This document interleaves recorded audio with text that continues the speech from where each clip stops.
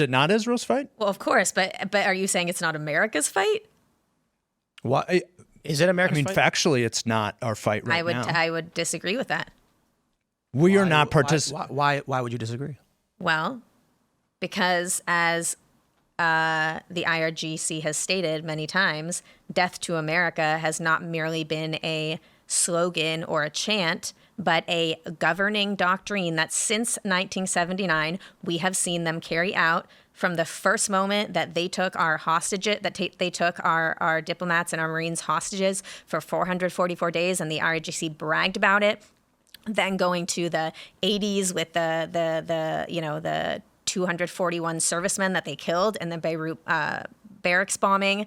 The year after that, when they mutilated and tortured CIA station chief William Buckley, not the national guy, and then William Higgins, they're not the good and then guys. Okay, but that's just scratching the surface. Then let's go. That's just what they've done to us in the region, in the Middle East. Then let's go to the Western Hemisphere and look at what they've been doing in Latin America. Look at them sending UAVs to Venezuela. Look at the reports that they've been trying to dig underground tunnels from Mexico into the United States, like they did in Syria and Lebanon and Gaza. Look at the fact that they have dozens, if not hundreds, of sleeper cells here in America, which if you read like Todd Bensman's work or listen to him, he has documented this extensively. There's nobody who's done better field work on this than Todd Bensman.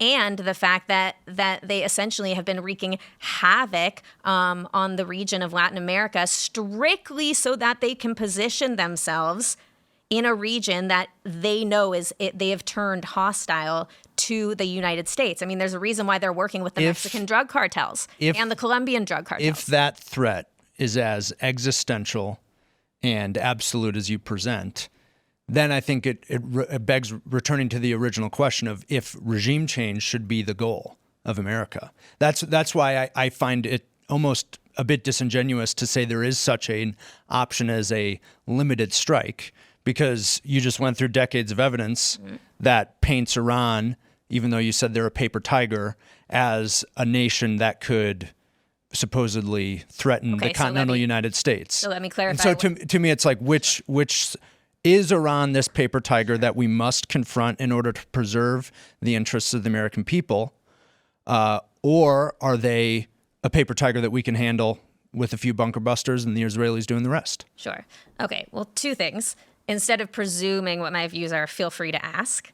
But second of all, what I mean by Iran as a paper tiger is precisely what makes them such a threat in these realms that I said. They're not going to be necessarily as big, I don't believe, but I could be wrong, a military threat because of, like I said, their past actions and the fact that I don't believe that they have the military capacity to essentially go up against the United States. But that is precisely why they use proxies. That is precisely why they are trying to essentially co-opt other governments and regimes and brainwash them and support them so that they can do Iran's dirty work, because Iran does not have the capacity to do it by themselves. I honestly don't know which governments they're co-opting. I'm sure they're subversive. Bolivia. Yeah. Chile, so let's confront the co-option Cuba. of the Bolivian government. I agree. We got to invade China. China's doing that tenfold. Well, there's no limiting principle to this theory, right? Because North Korea has been talking about wiping off America from the face of the earth for many decades. Mm-hmm. And they also have nuclear weapons now, a few dozen perhaps. There's a big difference, and nobody wants to say it. China's got nukes. There's a big difference. Is that why we don't between invade? China and North Korea and Iran? Do you know what it is? It's one word. Islam, perhaps? There you go. But so communism is not a concern, or like communism, as evil as it is, they're atheists, man. They have some sort of sobering idea that makes them understand the risks that their country is going to get nuked to hell. Why do you think why do you think that mutually assured destruction worked in the Cold War? It was because the Soviet Union understood the actual implications of a nuclear world. Iran these people are. This is the thing that like. No, this is actually really the thing that the non-interventionists don't want to like really dig into, and I would love to have that conversation with them because so given this threat, real quick, the fact that this regime is a Shiite supremacist, like they are fanatical. You're saying that Iran is not a rational actor. That's the phrase I believe that defines. We define countries as rational actors. Or this was a Mike Duran was talking to us.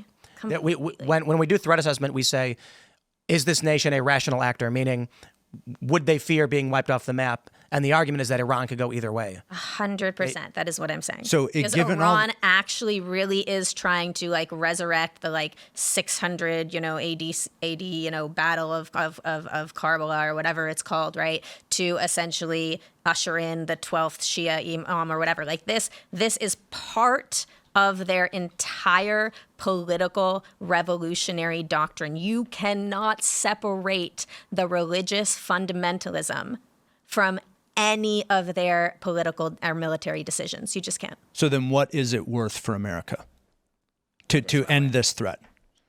If this threat that you just laid out exists, what is the cost that Americans should be willing to pay to eliminate the threat? The cost in terms of money, or the cost in terms of all of it, servicemen like or blood and treasure, civilians? blood treasure, bandwidth. I mean, what should we do?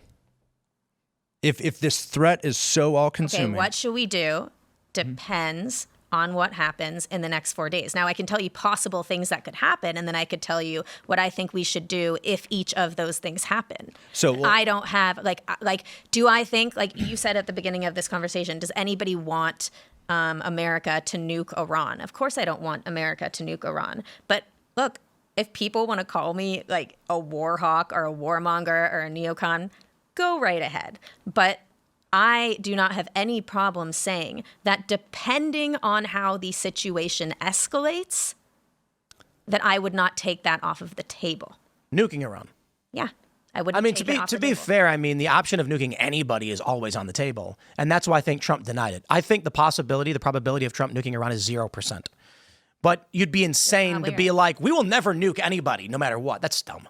Like if Iran actually said, you know what, we've already enriched uranium, we've got dirty bombs, we're dispatching them, and nuclear war is now, the U.S. is going to retaliate and say, okay, then we're taking out Fordo right now by whatever means necessary. And I think even Tucker was saying that if they are actively trying to kill Trump, then he would be in favor of bombing the hell out of their country. I know, Farhad Shakari doesn't exist. Yeah, I did find it funny that Iran has publicly stated they want to kill Trump. Well, not only that, there have been at least 3 indictments. The guy who ordered the first of all, that was based off of a phone interview with a guy who is in Iran. Who's in Iran, who used to be in our prisons, who was in American prisons. Right, but he's in Iran. He's not. Now he's in Iran. And he told us that the IRGC told him to go kill Trump. Well, not just Trump, other people as well. Right, but there's not. And that's a bad thing. And he was the second. And he was the second. He was the second person that they linked to an assassination attempt on Trump. And I mean, it's so ridiculous that this is considered like a hypothetical to me. I mean, like this is so, because if you look at, but I think to Tim's point, at what the IRGC has done in the rest of the world, look at what they've done in the UK. Look at, I mean, their assassination attempts and espionage. What have they done in the UK? This is like part and parcel. Oh my God, Iran is like, I mean, the way that Iran has infiltrated the UK and has made I mean, you can even look at like David Lammy's like recent comments on them. They are a like level 4 like emergency threat in terms of how they are trying to destroy that country from within. Well, but okay, if you remove the IRGC and all of their influence from the UK would still have a lot of problems from third world migration. 100%. I think, but we need to return to the original question. And this is why I'm not necessarily convinced by the arguments to warrant the United States taking military action to help Israel. Because if it's true that all they need is a few bombs dropped on Fordo, but that this threat is so vast and multidimensional, then that's the least we should do, and that's also irrelevant to this threat, this extensive threat. So then, but then I think, to be honest, I'd love to respond to that. Thanks for watching this clip from the Culture War podcast. We're live every Friday, 10 a.m. to noon. So subscribe and come hang out.